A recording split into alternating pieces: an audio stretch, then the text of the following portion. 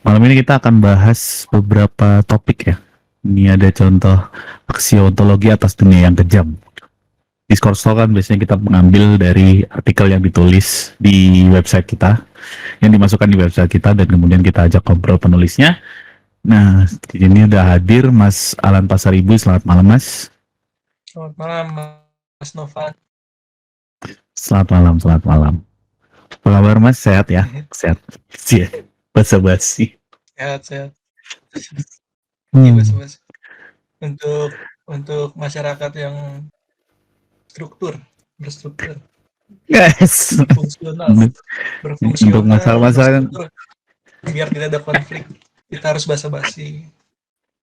perlu bahasa-bahasa itu perlu untuk Karena, biar biar ada Tara itu arah. manusia, Tara itu kan manusia, peradaban masih ada kan, Tara. Betul, bahasa-bahasa itu jadi awal mula anjir lucu lagi peradaban sebagai awal Basa-basi. mula dimulai dengan bahasa-basi. Kalau nggak ada basa-basi, Amerika perang terus ini. Bahasa-basi ekonomi ya. Iya. Iya. Oke, kita mau bahas ini ya Mas ya. Ada yang mungkin yang buat apa soal aksi ontologi atas dunia yang kejam ini. Nah, ini maksudnya gimana nih? Ada tiga tokoh sebelumnya sih, maksudnya ada. Tadi langsung aja jelasin dong. Ah iya betul. Jelas masuk. Iya, sebenarnya kenapa saya pilih judul ini untuk buat tulisan? Sebenarnya untuk kritik diri saya sendiri, Mas, sebenarnya. Oke. Menarik soalnya Gimana? kan, iya, di awal tuh saya kira filsuf ya diantaranya. Karena saya masukin Peterson juga yang kebetulan kan juga dia psikoanalis kan. Tapi kita masukin sebagai pemikir lah ibaratnya. Iya. Saya pikir tuh ada pertentangan atau dikotomis di antara filsuf itu tentang ontologis gitu, tentang ansihnya tentang mereka memandang dunia pada ansihnya gitu. Ya, dalam arti ada ontologis kan. Dan di awal tuh saya sempat benci Peterson juga karena tuh saya nggak tahu ya kenapa ya, mungkin ya inilah orang-orang yang mungkin baru kenal filsafat tuh kan itu pasti dia tuh ke Schopenhauer terus kan, maksudnya dia lagi enak-enak memaki dunia gitu kan, lagi enak-enaknya wah dunia ini nggak berpihak pada kita gitu, itu enak-enak banget itu kan buat anak muda. Jadi apa? Jangan pintas lah untuk jangan terasin. Nah, pada akhirnya tuh mulai kesini mulai belajar lagi. Saya ngeliat jadinya ternyata Schopenhauer, Peterson atau Albert Camus atau filsuf-filsuf kayak Nietzsche atau yang lainnya, mungkin nanti ada yang bisa kritik atau enggak. Mereka tuh sepakat pada ontologis, pada ansihnya, ya dunia ini emang brengsek aja atau dunia ini ya buruk. Tapi ada perbedaan pada aksiologisnya, ini tuh jadi menarik. Karena saya mau bikin satu tulisan tadi, yang perbedaan ontologis filsuf-filsuf memandang dunia gitu. Dan ternyata itu nggak bisa dibikin tulisan karena banyak dari filsuf memandang dunia sebagai ansih. Ya, misalnya contoh gini, saya ngira kan misalnya kayak Jordan Peterson, kita bisa kategorikan dia sebagai optimis atau dalam konteks itu pragmatisme gitu, pragmatis gitu dia. Albert Camus juga dia seorang pragmatis. Kalau saya lihat juga dalam tanda kutip dia adalah seorang optimis kan, karena dia mengideologikan kehidupan gitu, hidup sebagai pragmatis atau sebagai praktis. Pragmatis kan berorientasi pada hasil.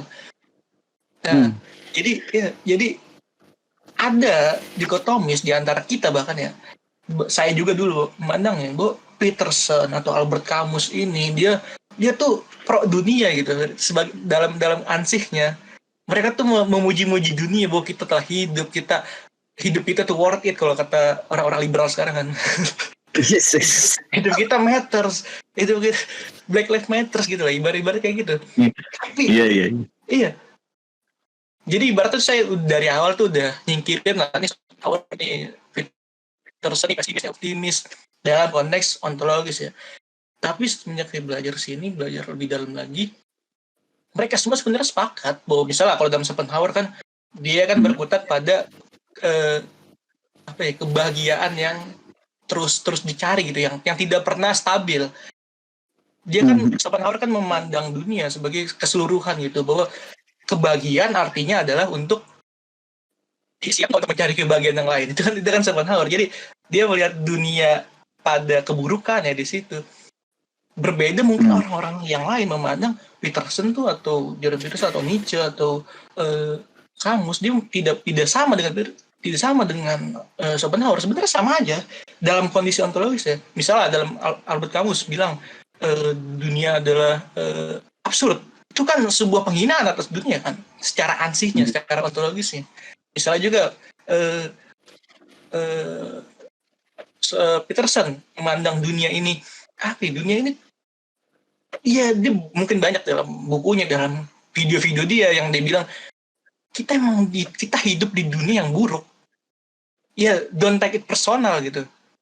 Di situ perbedaannya mungkin secara ontologis, bahkan yang orang anggap optimis, mereka pun dalam ontologisnya, dalam keduniaan ini, mereka memandang dunia buruk. Nah, dalam perbedaannya aksiologisnya. Jadi perbedaannya tuh bukan tentang optimis pesimis pada konteks ontologis ya, tapi perbedaannya dalam konteks aksiologis ya. Respon terhadap ontologis tersebut. Bedanya Schopenhauer secara ontologis dia memandang dunia ini buruk, di aksiologis pun buruk juga dia. Dia kan seperti itu. Jadi kan dia ibaratnya kayak anti life gitu kan, dia mau ngapa-ngapain tuh sebel dia tuh Mas. Dia tuh sebel kemana-mana, mukanya murung terus. Jadi dia oke, kita salah secara ontologis, what's next nih? Ya di aksiologisin apa dia? Dunia ini buruk gitu kan. Dia dalam prakteknya malah memandang dunia ini buruk. Tapi berbeda dengan Camus dan Peterson, secara ontologis mereka memandang dunia ini buruk. Tapi what's next-nya apa nih secara aksiologisnya? Misalnya Camus ya melawan dunia gitu, dilawan secara aksiologisnya. Makanya saya bilang pada akhirnya filsuf yang memandang dunia ini, kita secara pragmatis saja ya, kita memandang lah terserah orang memandang dunia berharga atau enggak, tapi kita pisahkan itu dulu. Pada akhirnya orang-orang kayak Camus, orang-orang kayak Peterson, dia bakal lari ke pragmatisme itu sendiri. Dia memandang dunia sebagai ideologis atau dia patut diperjuangkan. Tapi kalau kita masuk ke biologis, hidup manusia itu berharga nggak sih? Enggak sama sekali kan? Kita tuh hanya satu spesies yang hidup dari jutaan tahun lalu yang sekarang kebetulan hidup aja. Nggak ada yang lebih berharga. Spesies itu nggak berharga. Sama juga seperti biologis. Nah, hidup yang diperhargakan itu adalah wacana ideologis kan. Kayak Peterson Camus dia mau membuat satu respon atas ontologis tersebut untuk dilawan. Kenapa? Karena ini subjektif juga, mungkin ini berhubungan dengan pengalaman filsuf tersebut. Mungkin semasa kecil atau semasa hidupnya dia posisi ontologis itu kan kayak pure reason aja kan, kayak kita bisa memisahkan antara pengalaman kita dengan pure reason kita, itu ontologis. Tapi kalau aksiologis itu tuh mainnya pasti kena emosi. Itu bakal kena emosi. Nah, tapi sayangnya ini juga jadi mungkin beberapa filsuf tuh nggak mau mengeluarkan atau membicarakan tentang emosi mereka yang menyebabkan kenapa mereka beraksiologis ini. Itu di ruang privasi mereka. Ini juga bisa kritik. Ini tuh diakibatkan mungkin menurut saya kayak perbedaan aksiologisnya karena ontologis sudah selesai. Ya karena memang orang-orang itu punya pengalaman yang berbeda mungkin. Dari situ kita bisa melihat bagaimana di awal tadi, balik lagi ke awal, ketika saya melihat, ternyata saya anggap ada dikotomis antara optimis dan pesimis di antara filsuf-filsuf. Ternyata dikotomis itu bukan pada ontologisnya, tapi pada aksiologisnya. Jadi mungkin ya karena banyak teman-teman saya juga yang anggap menisbatkan pemikiran ya pada pemikiran tertentu bahwa memandang dunia ini baik. Di situ saya agak kurang apa ya, mungkin bisa dilihat lagi teks-teks filsuf tersebut apakah mereka menyatakan dunia ini baik atau secara aksiologis itu kan bukan berbeda. Dan di situ jadi mengapa saya menulis ini, jadi menariknya di situ menurut saya sih, supaya mungkin teman-teman atau kita bisa memahami posisi daripada filsuf tersebut. Dia memandang baik buruknya itu di mana, apa secara keseluruhan itu jadi yang penting saya stop. Oh ya yang mungkin ini alasan dibalik saya menulisnya sih tentang supaya mungkin orang-orang atau saya sendiri bisa memahami gitu bagaimana filsuf ini memandang buruknya di mana, memandang atau pesimisnya di mana, atau optimisnya di mana. Karena banyak karena pengalaman saya diskusi sama teman-teman, dia menisbatkan misalnya kayak Peterson dengan Peterson nih Peterson ini pro life gitu kan, atau dia pro kehidupan. Enggak, Peterson tuh sering bilang makanya dia tuh hidup ini bukan dia karena senang, karena sesedih aja kan. Peterson sering bilang gitu. Dia sering, jadi seoptimisnya filsuf atau pemikir-pemikir yang aksiologis itu dunia adalah patut diperjuangkan, itu sebagai bagian dari pragmatisme, bukan sebagai sesuatu yang emang secara ansih, secara ontologis itu patut diperjuangkan. Karena emang kita udah terlempar di dunia yang buruk ini, karena iya kalau mati pun itu nggak membuat diri kita atau kita depresi, kita nihilis, kita pesimis, itu tidak membuat diri kita secara ini ya, secara pragmatis, secara rasional, karena rasional menuntut kita tentang untung rugi. Kalau kita pesimis nihilis itu nggak ada untungnya secara secara biologis. Itu bisa dihitung karena secara etis ya itu bisa dihitung bagaimana diri kita memproses apakah diri kita depresi itu enggak. Nah nihilis itu membuat diri kita untuk jadi pesimis, untuk tidak mau melakukan apa-apa. Dan itu yang membuat saya bisa memetakan lebih jauh bagaimana orang-orang ini, sekalipun ada orang-orang yang memandang dunia ini baik. Nah itu dalam baik itu siapa? Ontologis, aksiologis. Secara ontologis menurut saya banyak filsuf-filsuf yang memandang ini emang udah diketok, ibaratnya udah diketok palu lah di pengadilan, emang itu buruk.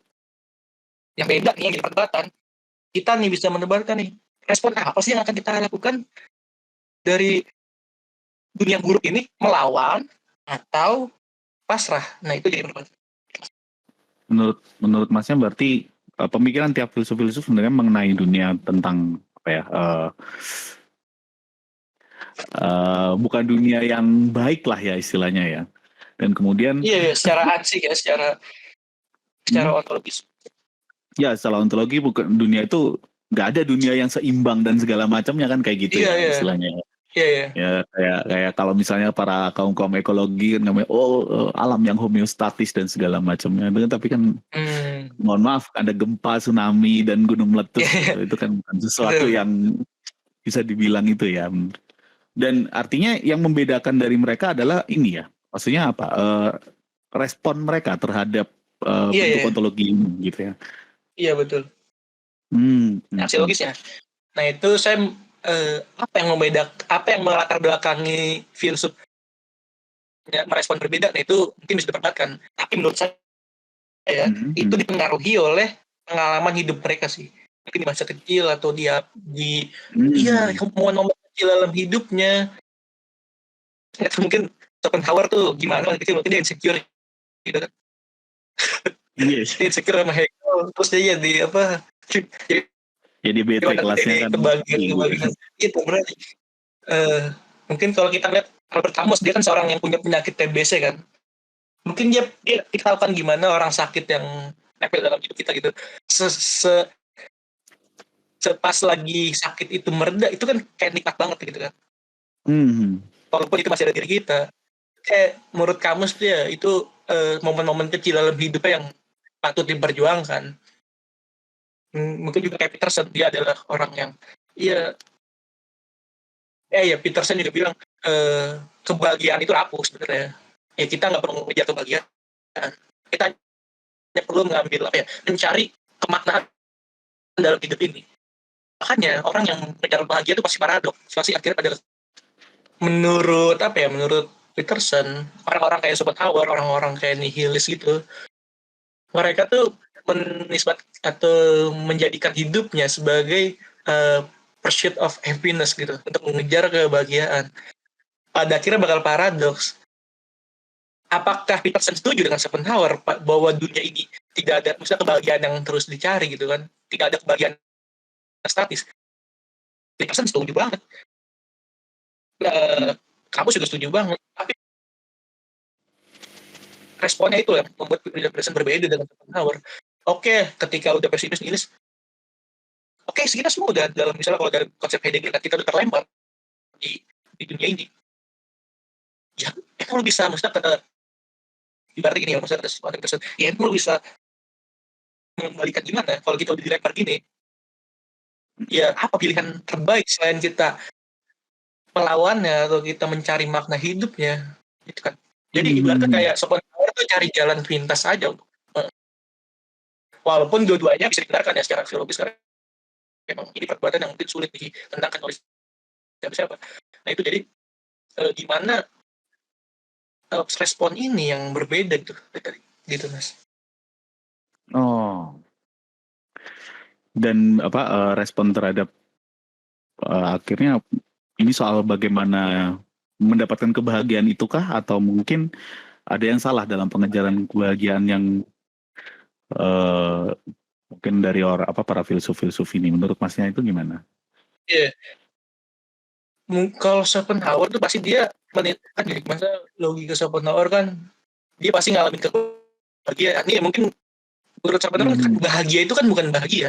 Bahagia adalah ketika proses kita untuk menuju bahagia lain. Jadi bahagia jadi tidak pernah ada, karena kita setelah bahagia itu kita butuh kebahagiaan yang lain kan.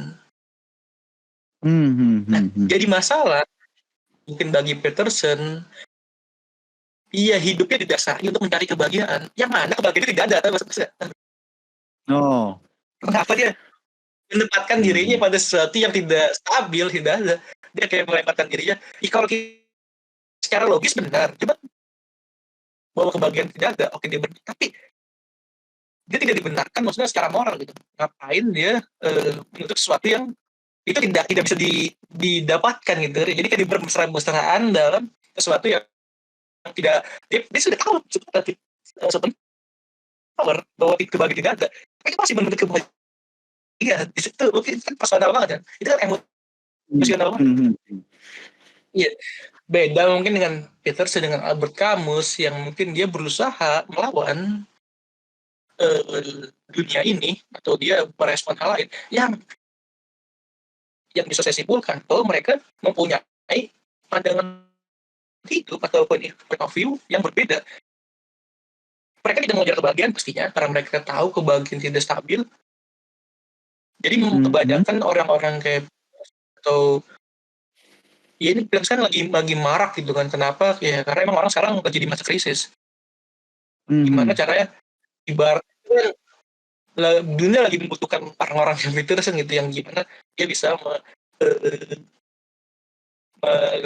memberikan solusi daripada sekedar nihilis atau pesimis gitu. Nah itu Peterson masuk. Ya, kuncinya adalah ya mungkin ini juga banyak di filsafat timur ya, dimana jangan ya kalau kita ngejar kebahagiaan, ya kebahagiaan nggak bakal dapet.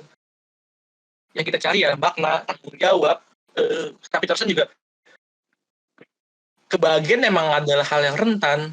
Ngapain kita sadari diri kita pada hal yang rentan? Ada yang lebih kuat daripada kebahagiaan, yaitu makna hidup atau tanggung jawab. Jadi itulah perbedaannya. Jadi susah juga, maksudnya kita balik lagi ke pengalaman filsuf masing-masing. Mungkin diri kita juga punya pandangan hidup berbeda karena kita dibesarkan berbeda. Seorang ada yang di contoh ke Schopenhauer bahwa dia udah pasang aja di dunia ini, emang kita nggak usah lagi. Ada orang-orang yang berusaha melawan dunia tuh, berusaha tidak mengejar kebahagiaan. Nah disitulah perbedaannya. Mungkin itu perdebatan yang bakal bisa habis.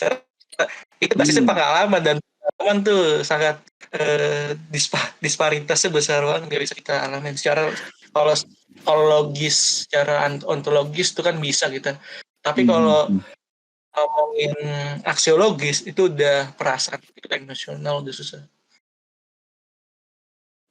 Artinya kita nggak Gitu mas. perlu mengejar kebahagiaan lagi gitu, atau gimana? Kita membuat kebahagiaan kita sendiri gitu.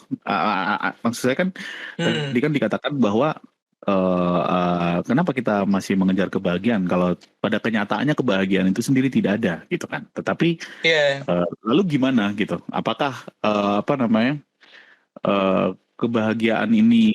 Kenapa orang masih mengejar kebahagiaan? Orang masih mencari kebahagiaan gitu? ya, ya. Mungkin balik lagi pada ini ya, maksudnya, ini mungkin lebih masuk ke ranah personal tadi, ketika Hmm. seseorang mengalami bertubi-tubi kecewaan gitu. Hmm. Kita udah di yang dia tahu mungkin hidupnya mungkin bakal satu kali doang ini, tapi dia nggak bisa bahagia. Dan dia melihat, dia berkomparasi diri dengan orang lain. Mungkin ada Hmm. orang lain yang mungkin bahagia, dia pikir itu bisa terjadi pada dirinya. Masalahnya tuh bukan bahagia atau ada atau enggak. Tapi biasanya kalau dalam ranah filsafat ini ya, maksudnya orang-orang yang berpikir mendalam, Hmm. mereka tuh biasa tidak walaupun mereka bahagia, mereka tuh nggak bahagia. Ini juga saya sering alami sih, gak tahu kenapa. Karena bahagia, kalau kita ngeliat bahagia, pasti kita melihat ke depannya bagaimana. Jadi salah satu kuncinya adalah kita harus, ya enggak, kita nggak memandang, karena kita memandang kebahagiaan sebagai satu hal tertinggi dari peradaban manusia kan. Mungkin di situ poinnya kenapa kita pengen bahagia. Makanya Hmm. Peterson bilang, alternatifnya adalah kita mencari makna, tanggung jawab, kita Hmm. punya tanggung jawab, misalnya kita punya istri, kita punya anak, kita punya eh, keluarga, kita punya apa, itu yang membuat diri kita jadi bermakna dan kita lupa jadi bahagia.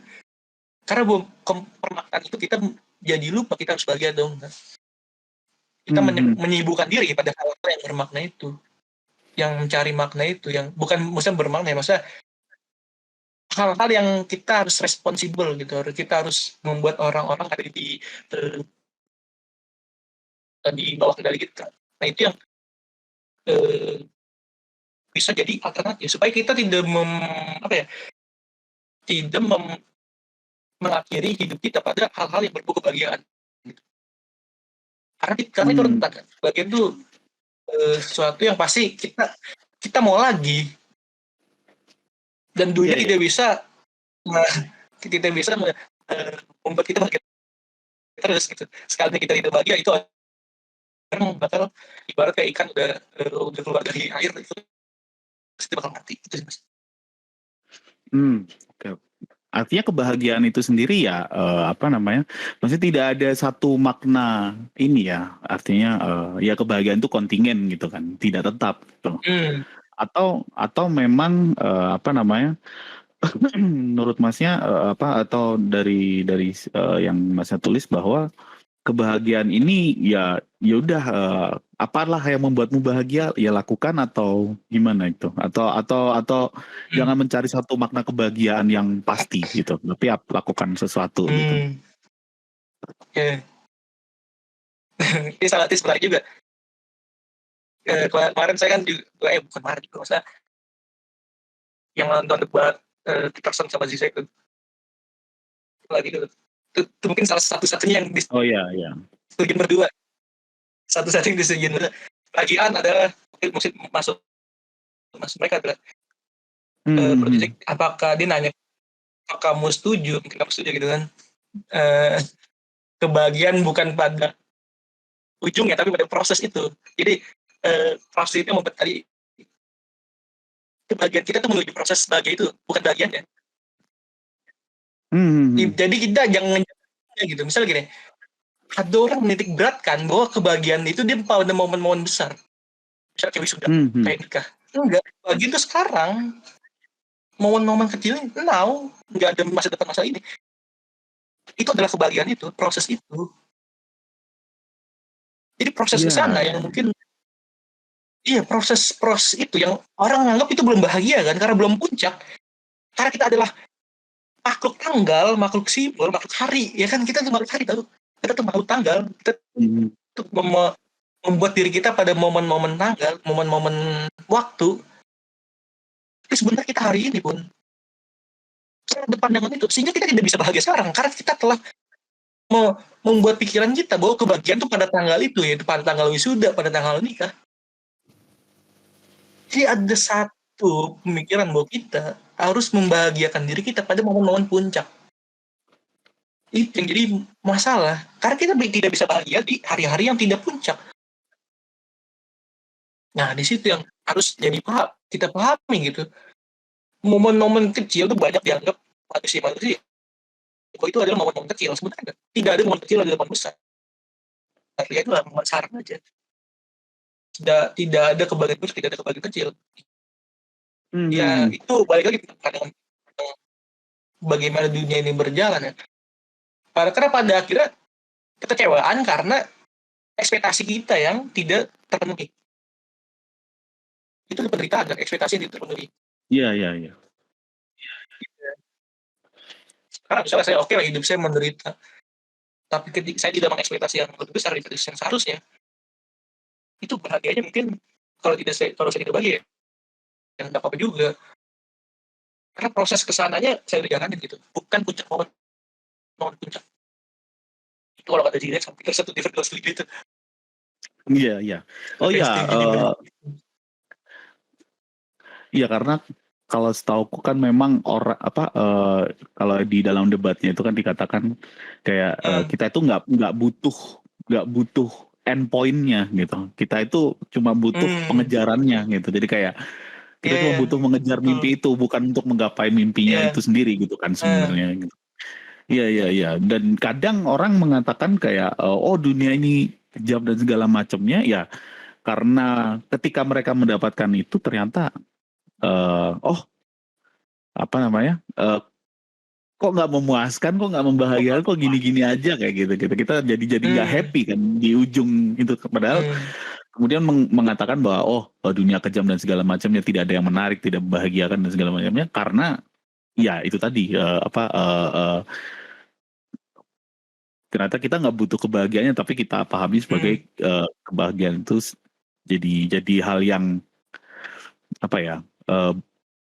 perlu tapi sebenarnya nggak perlu gitu. Perlu buat dikejar aja tapi enggak kayak yang ngapain gitu. Pas sudah sampai di situ nggak happy gitu kan pursuit of happiness gitu. Ketika kita sampai di titik yang kita anggap mungkin ini bisa membahagiakan saya, ternyata jadi nggak bahagia gitu mungkin ya.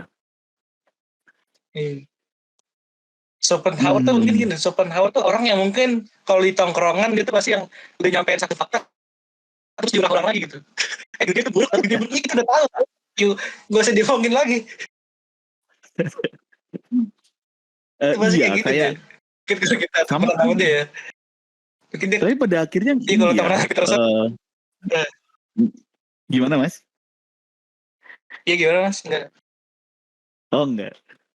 Iya pada akhirnya kan kayak kadang orang pun juga berpikir kayak ya gue tahu kalau dunia itu nggak membahagiakan gitu, tapi nggak usah disebut-sebut terus kan gitu. Iya.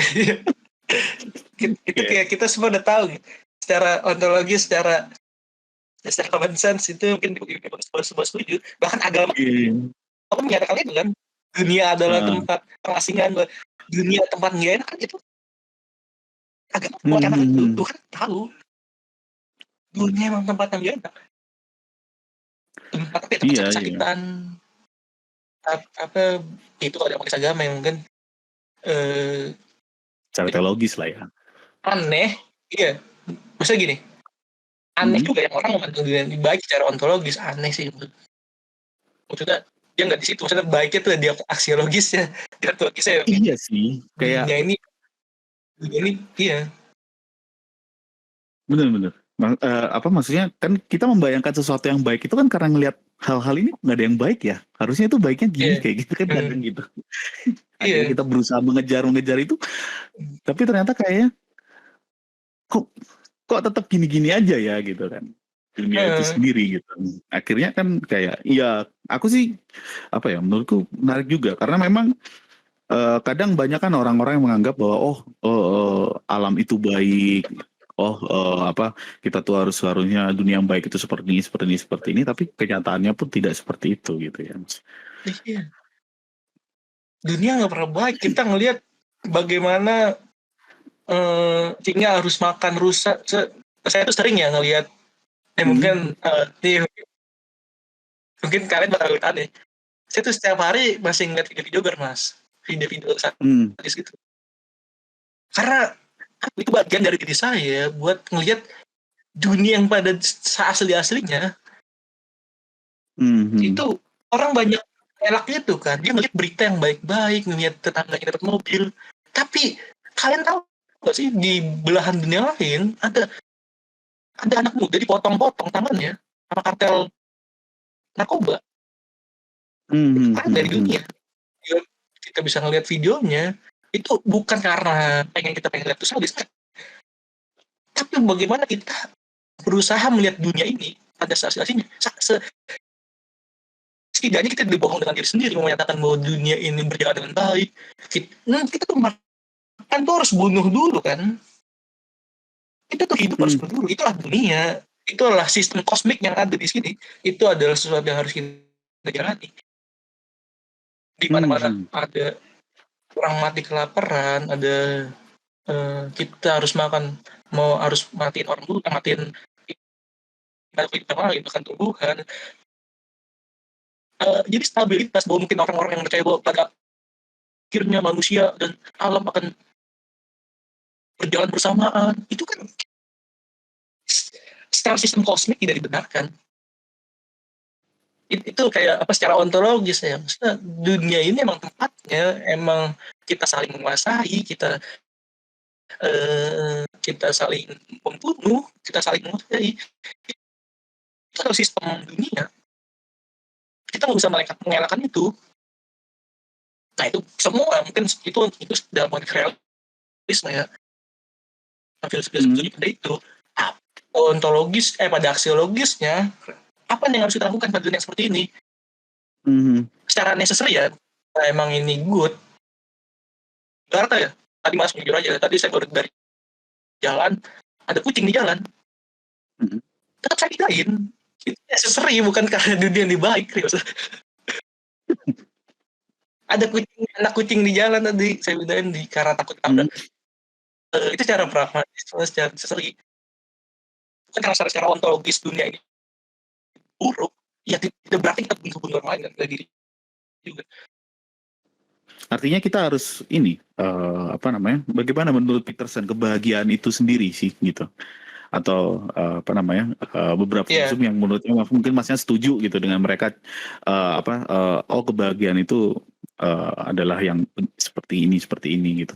Apakah tentang pengejarannya gitu atau tentang memimpikan tentang hal yang bahagia atau lakukan hal-hal yang mungkin kebahagiaan kecil yang masnya iya, bilang tadi gitu. iya, yang mungkin mungkin maksud jadi pandangan saya juga dalam sehari-hari. Hmm. Pada akhirnya saya nggak ngejar kebahagiaan lagi tuh. Hmm. Udah stop gitu dari situ, yang karena itu bakal pada akhirnya itu karena kita ngejar sesuatu yang nggak ada gitu kan, yang tidak stabil kan Hmm. mungkin kita itu lebih tepatnya rapuh. Ada hal yang lebih kuat itu mengenai proses itu, proses menjadi itu yang namanya itu adalah tanggung jawab kebermaknaan gitu. Hmm. Hmm. kita kita melibatkan diri kita pada orang lain, kita bersosialisasi, kita kita di situ bukan dalam tataran karena dunia ini baik, karena itu necessary, sesimpel itu aja, Hmm. karena itu sesuatu yang harus dilakukan, karena tidak ada hal yang lebih Iya. tidak ada hal yang lebih baik selain kita melanjutkan hidup ini walaupun buruk. Selain apa? Tidak ada hal yang lebih baik untuk melanjutkan hidup ini selain daripada hidup ini, selain kita mati gitu kan. Tidak ada yang lebih baik daripada kita mati, daripada kita ini. Itu adalah hal yang itu kayak hal terakhir gitu kan ya, maksudnya itu Hmm. kayak jalan pintas yang mungkin eh, Iya, bahkan orang maksudnya banyak orang pesimis, banyak orang nihilis. Ya, mungkin nggak tahu nih, saya nggak bisa nyalain juga sih mungkin orang-orang yang benar Iya, itu, iya, ya iya. terserah mereka aja. Iya, Ar- mungkin balik lagi dari pengalaman. Hmm, hmm, hmm, hmm, hmm. Ya, akhirnya ini artinya apa ya? Artinya kan kayak ya dunia itu nggak pasti dan yang pasti adalah kematian gitu kan. Iya ya, Gitu.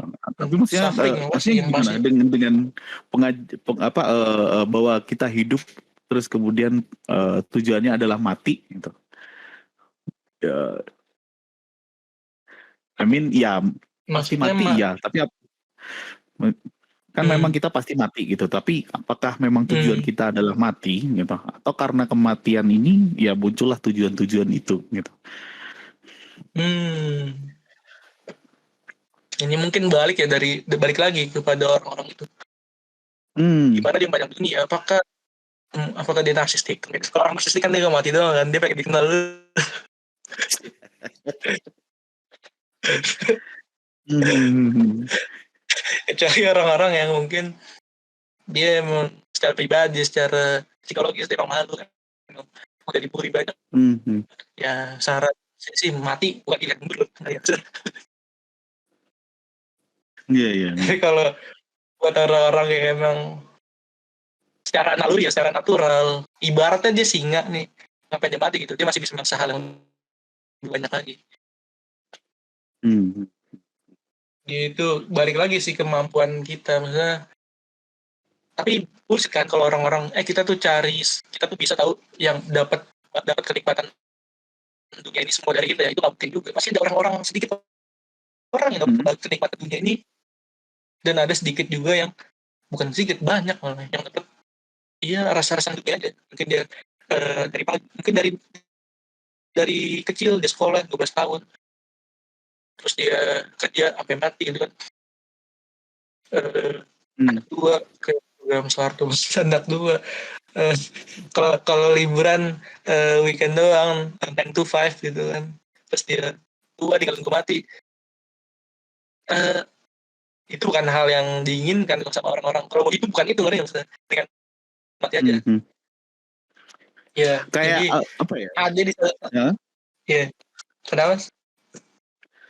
ini ya kita tuh kalau di dunia kita ngelihat dunia itu kan kayak ada dua perbedaan ya, di mana kalau kita Ya, ngelihat di dunia barat di Amerika di US gitu, pursuit of hmm, happiness, kita mengejar kebahagiaan dan segala macamnya, hmm. orang-orang yang sangat American berambisi untuk Dreams. mencapai American Dreams gitu kan, Ya, kita berusaha. Tapi kemudian kita lihat ke Cina gitu misalnya, kita lihat orang-orang yang hmm. ya udah tinggal di rusun santai-santai aja gitu kan, Ya, atau ya, yang melakukan rutinitas sehari-harinya yang itu aja, but hmm. they having fun with it dan segala macamnya. Ya, Menurut Masnya dua perbedaan seperti ini gimana ya, tanggapan Mas? ya. Menurut saya nih, orang-orang di Cina itu, maksudnya jangan saya kan kita banyak yang menganggap Cina itu hidupnya yang nggak asik gitu kan, nggak bebas, Hmm. nggak kayak Amerika ini, enggak, maksudnya mereka itu ada di tataran kesadaran yang mereka membutuhkan itu. Hmm. Kalau memang mereka pasti membutuhkan itu hukum alam ya pasti, tapi mereka tidak memberontak. Beda dengan di Amerika, di negara Barat yang mereka butuh kebebasannya absolut, Hmm. kebebasan yang Hmm. penuh. Mereka nggak mau kasih hidup kayak gitu. Jadi yang mana yang lebih baik tergantung. Jadi ada pendapat orang mungkin ngerasa nggak, mungkin teman-teman sih yang ngerasa pinter atau ngerasa ibaratnya secara ngerasa imajinasi kuat. Kalian sering ngerasa nggak sih, maksudnya nggak kalian tuh nggak tahu dunia ini lebih luas gitu. Kalian tuh pengen bodoh gitu karena kecerdasan tuh membuat kalian tersiksa gitu. Itu Hmm. kalau kecerdasan tuh membuat pengen bebas lebih banyak, berbeda dengan mungkin orang-orang Cina yang misalnya secara kita kaitkan sebagai AI, misalnya dia prosedur untuk melakukan hidup ini, rutinitas ini, ya mereka tidak memasalahkan itu. Berbeda dengan orang-orang di Amerika atau di Barat, mereka secara dirinya memang membutuhkan itu, dan kalau emang dirinya butuh, kejar. kita sebagai apa dulu, maksudnya sayangnya kita kesadaran yang tinggi, mungkin di Indonesia juga, kita pengen bebas gitu, kita tidak pengen rutinitas yang kayak gitu. Jadi berbeda ya orang-orang di negara belahan manapun, tergantung diri kita tuh udah di tahap mana nih. Kalau kita nih misalnya orang-orang kayak filsuf gitu, mereka tuh mau ngelakuin kayak di Cina kan pasti nggak mau kan. Itu penghinaan Iya. bagi mereka karena tataran kesadaran mereka udah jadi atas sana. Tapi apa orang kita salah? Nggak juga. Mereka senang-senang aja kan. Mereka melakukan rutinitas itu senang-senang aja. Tergantung kemampuan. Jadi nggak ada yang lebih baik, nggak ada yang lebih buruk sih. Tergantung kemampuan diri kita aja, Mas. Gitu sih.